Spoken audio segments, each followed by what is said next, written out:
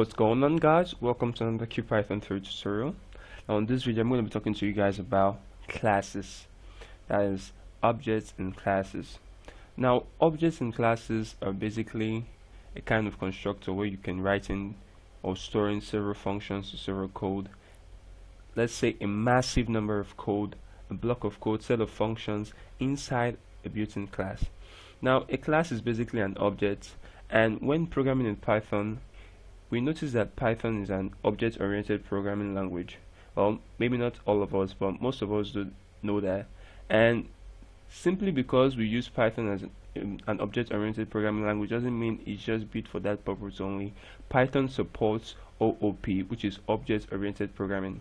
Now, basically, almost everything in Python is an object with its properties and methods, and a class is like an object constructor or like a blueprint for creating objects. So one thing we want to take note about when creating classes is how to create a class. Now let's take it as easy as possible. We can see here that we've created a class with this class name and parentheses. Let's just create a simple one and let's just start all over again. So let's create a simple class and let's just call this class or my class or whatever. Now to create a class you simply use the class CLASS and that's it. Then you use your class name, whatever name you want to use. I'm just going to go with my class. Now one thing to note when creating classes is the fact that you must use an uppercase at the start. So it's not something like this, it has to be something like this. Keep that in mind and take note of it. It's really crucial when creating classes. Now let's open up a parenthesis and close that up and add a column to it. Now our class is created. This is a simple way to create classes. I'm going to keep this tutorial as short as possible so that you guys can get what I'm talking about. I'm not going to be doing let's say a brief or a massive going or diving into classes. I'm just going to be showing you guys a simple way of creating classes so that you can from this tutorial use it on our future tutorials.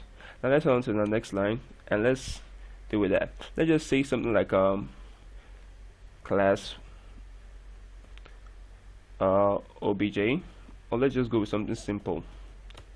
Let's say x equals let's give it something like 32. I like the number 32 a lot, I don't know why. And since our class is created, that's it. Now since we've created our class, let's check things out. Head on to our next line and type in some few more codes. Let's say maybe let's just go with the variable 1 equals the name Desmond,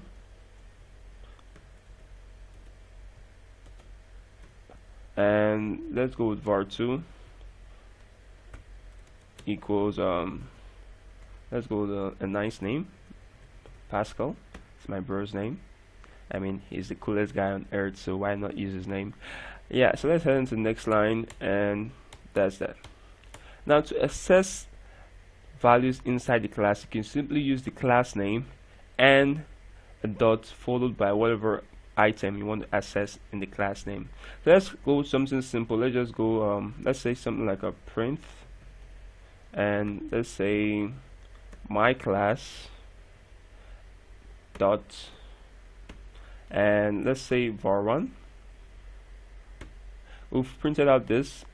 Let's give it a comma and let's say my class dot var2. Close this up, save, let's run.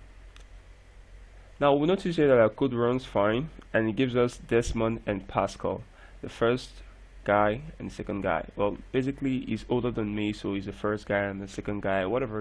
You get my point. Now what I'm showing you guys here is that to create a class, you simply use the class name, my class, or whatever name you want to use, and you can access the files inside of the class by using the dots here and then adding the name of the variable or whatever item you want to access from the class. Now on the next tutorial I'll be talking to you guys about init functions, defining init functions, the self method, and other stuff like that. So please make sure to keep that subscribe button on your thumb that like button on your thumb, and also keep your comments coming so your name might be in my future tutorials. Thank you for watching, guys. I'll see you guys in my next tutorial. Peace out.